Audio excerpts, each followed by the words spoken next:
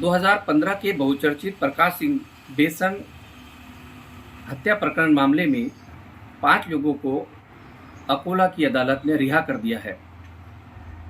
जिन लोगों पर इस हत्या के आरोप लगे थे उनको लेकर अलग-अलग वकीलों ने पैरवी की। उन्हीं में से एक अकोला के सीनियर एडवोकेट मुन्ना खान साहब हमारे साथ हैं। आज हम उन्हीं से इस मामले पर जानना चाहेंगे कि किस तरह का प्रकरण था।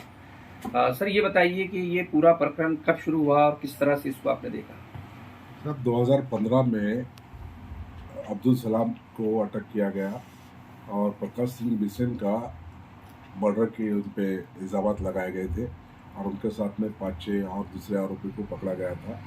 उसमें शॉर्ट में हिस्ट्री ऐसी है कि पाँचमोरी जो गांव अकोला से 5 किलोमीटर पे है, वहाँ पे एक 10 एकड़ खेत था और वो खेत का ओरिजिनल मालिक जो थे वो तारा सिंह जी हैदराबाद के रहने वाले थे, लेकिन बटाई से बिसेन साहब वो करते थे। बीच में मुजफ्फर साहब ने कुछ 2 एकड़ खेत शायद उनसे खरीदा था।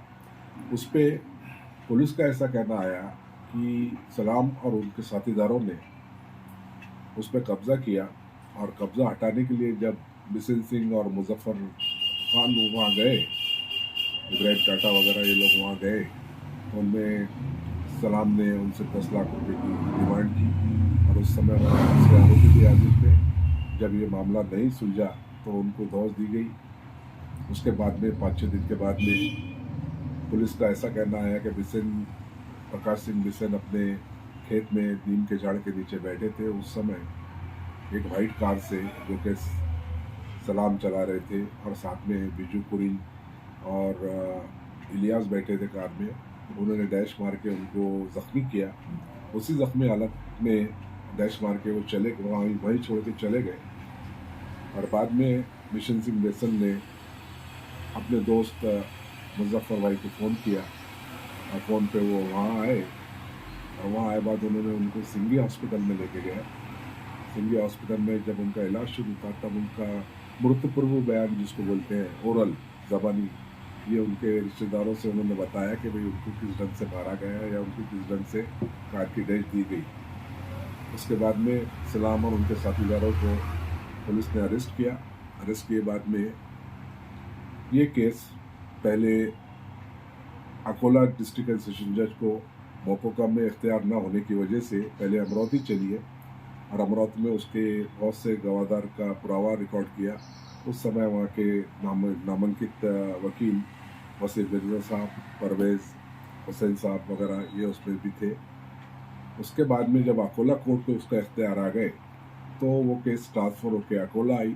अकोला आके यहाँ पे उसमें मैडम शायना पाटिल जी जो कि फर्स्ट जज डिस्ट्रिक्ट एंड सेशन जज अकोला की है, उनके सामने ट्रायल चली। यहाँ पे सरकारी वकील करके गिरीश देशपांडे साहब ने पैरवी की और बाकी आरोपी के लिए मैं, दिलदार खान, यूसुफ नौरंगाबादी, परवेज़ खान अमरावती के जो वकील हैं और उनके जूनियर्स लोगों ने आरोपी के लिए काम किया।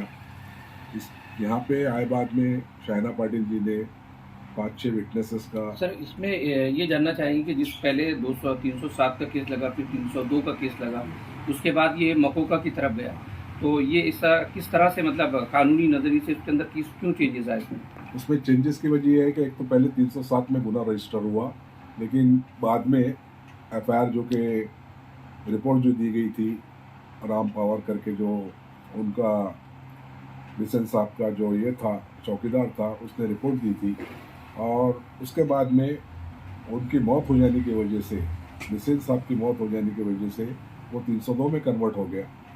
और 302 में कन्वर्ट होने के बाद में जब आरोपी लोगों का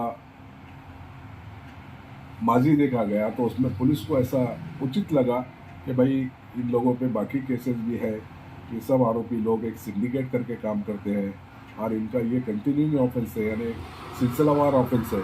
इसलिए उन पे कमिश्नर अमरावती ने मोकोका की सिफारिश की गई या कि एसडीपी के थ्रू, और कमिश्नर अमरावती ने उसका पहला सैंक्शन दिया।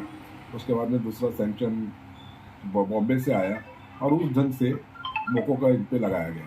तो अभी जो मकोका जिस तरह से कलम लगाई गई थी, तो जिस तरह से आप लोगों ने मिलकर पैरवी की, तो क्या मतलब इस जो धारा को है किस तरह से अदालत ने मतलब नाकाफी समझा? नहीं, उसके नाकाफी बोले तो एक्चुअली जो गवादार सरकार की तरफ से इसमें लाए गए और कोर्ट में उनको जिनका पुरावा पेशी हुई, उन्होंने जो अपना पुरावा जो दिया वो कोर्ट ने भरोसे लायक नहीं माना।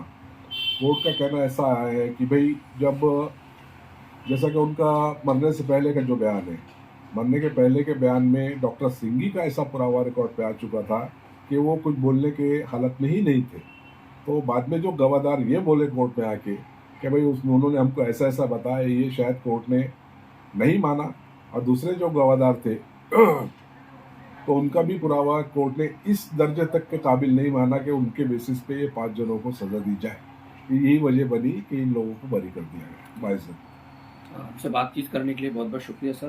तो ये थे एडवोकेट मुन्ना वकील साहब, जो तफसील से हमें बता रहे थे कि किस तरह से जो बहुचर्चित 2015 का जो मर्डर केस है उसमें आज उनके जो क्लाइंट्स हैं, जो अब्दुल सलाम और उनके साथियों को रिहाई मिली है। जो मौकूफा केस उन पर लगा था वो भी उनसे हटा लिया गया है। विदर्भ संवाद न्यूज़ के लिए अकोला से कैमरामैन यूसुफ शेख के साथ रिजवान खान।